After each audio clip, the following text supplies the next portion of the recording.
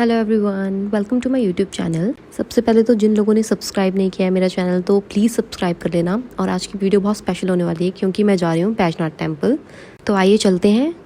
जब हम धर्मशाला से बैजनाथ की तरफ जा रहे थे तो जो रास्ते में जो सबसे सुंदर और सबसे पहली लोकेशन हमें मिली है वो थी योल आर्मी कैंप। जैसे जैसे हम बैजनाथ की तरफ बढ़ते जा रहे थे वैसे वैसे हमें बहुत सुंदर व्यूज़ देखने के लिए मिल रहे थे, जो कि आप मेरी वीडियो में देख सकते हो। और जितना सुंदर ये आपको वीडियो में दिखाई दे रहा है उससे कई ज़्यादा सुंदर रियलिटी में लग रहा था।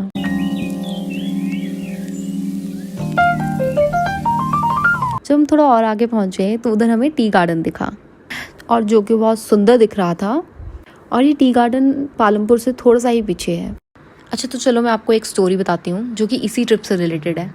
और स्टोरी ऐसी है कि बैजनाथ आने के लिए मैं काफ़ी टाइम पहले से प्लानिंग कर रही थी, बट मेरे आने का ही नहीं हो पा रहा था क्योंकि कभी मुझे जम्मू जाना पड़ रहा था और जब दोबारा प्लान बना तो मुझे चंडीगढ़ जाना पड़ गया। बट वही बात है ना कि जब तक बुलावा ना हो तब तक आप कहीं नहीं जा पाते हो। बट फाइनली बैजनाथ आने की मेरी ये विश पूरी हो ही गई। और अब फाइनली बैजनाथ मंदिर आने ही वाला है। आई गेस 400 या 500 मीटर का डिस्टेंस रहा होगा। यहाँ आने के लिए मैंने जितनी प्रॉब्लम फेस की है शायद ही मुझे ऐसा लगता है कि कहीं और जाने के लिए फेस की होगी, क्योंकि कभी मौसम ख़राब हो रहा था तो कभी रास्ते बंद हो रहे थे। एंड ऑफ कोर्स हिमाचल का हाल आप सभी को पता है कि आजकल कैसी कंडीशन है हिमाचल की। हम तो रोज़ ही वेदर चेक कर रहे थे कि कैसा है कैसा नहीं है। और जिस दिन हमें जाना था उस दिन भी 90% बारिश बताई थी। और तो मुझे इतना डर लग रहा था, मैं तो बस यही प्रे करी थी, भगवान जी बस मौसम ठीक होना चाहिए। गाड़ी को पार्किंग में लगाकर जैसे हम मंदिर की तरफ बढ़ रहे थे तो हमें एक छोटी सी मार्केट दिखी जहाँ से हमने मंदिर के लिए प्रसाद लिया। इस मार्केट में मुझे बहुत सुंदर सुंदर चीज़ें मिली थी जो कि मैं आपको आते टाइम दिखाऊंगी कि इस मार्केट से मैंने क्या लिया। अब फाइनली मेरा इंतज़ार ख़त्म हुआ मंदिर पहुंचने का, क्योंकि मैं मंदिर पहुंच गई थी। जहाँ से मैं जा रही थी उसके दोनों साइड गार्डन था जो कि बहुत सुंदर लग रहा था। और यहाँ आपको मंदिर का पूरा व्यू दिख रहा होगा जो उससे भी ज़्यादा सुंदर था। जब हम धर्मशाला से निकले तब वहाँ काफ़ी बारिश हो रही थी, जिस वजह से मैं काफ़ी डर गई थी कि बैजनाथ का मौसम कैसा होगा, वहाँ बारिश तो नहीं हो रही होगी, वहाँ रास्ते ठीक होंगे कि नहीं होंगे। बट पहुँचते ही मेरी सारी टेंशन दूर हो गई क्योंकि वहाँ इतनी अच्छी धूप निकली हुई थी जिसे देखकर मैं काफ़ी खुश हो गई थी। और मुझे तो ऐसा लग रहा था कि आज सब कुछ मेरे फेवर में हो रहा था। और मेरे मन में यही चल रहा था कि कब जैसे मैं मंदिर के अंदर पहुँचूँगी।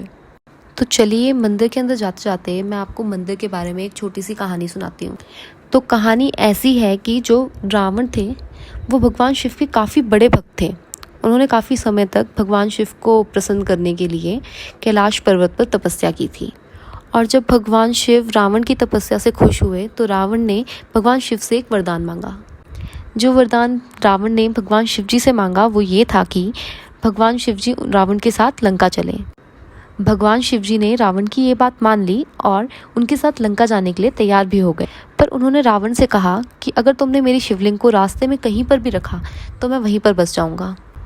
और जब रावण शिवलिंग को उठाकर लंका की ओर जा रहे थे तब रास्ते में उन्हें किसी वजह से शिवलिंग को नीचे रखना पड़ा।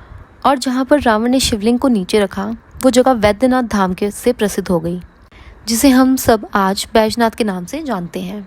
और बैजनाथ की एक और ख़ास बात ये है कि यहाँ पर एक भी सुनार की दुकान नहीं है और ना ही यहाँ पर दशहरा सेलिब्रेट किया जाता। और इस मंदिर में जो शिवलिंग है उनका आधे से ज़्यादा हिस्सा ज़मीन के अंदर है। जब कभी आप इस मंदिर में आओ तो एक बात आप ज़रूर नोटिस करोगे कि इस मंदिर में जो नंदी जी हैं वो बैठे हुए नहीं बल्कि खड़े हुए हैं। और इस मंदिर के अंदर आपको राधा कृष्ण जी का एक छोटा सा मंदिर देखने के लिए मिलेगा जो कि बहुत सुंदर है। तो अब चलो मैं आपको मंदिर के चारों ओर का व्यू दिखाती हूँ। और ये था हमारा सुंदर सा बैजनाथ टेम्पल। और बस फिर दर्शन करने के बाद यहाँ पर हमने थोड़ी बहुत फ़ोटोज़ क्लिक की। और अब हम आ गए हैं उसी मार्केट जो मैंने आपको मंदिर जाते टाइम दिखाई थी। वैसे तो मुझे यहाँ पर नंदी जी लेने थे, बट सभी इतना सुंदर था कि मैं सब चीज़ों को देखने बैठ गई थी। और ये था मेरा पहला व्लॉग। अगर आपको पसंद आया है तो कमेंट बॉक्स में ज़रूर बताएं। And please share and subscribe my channel.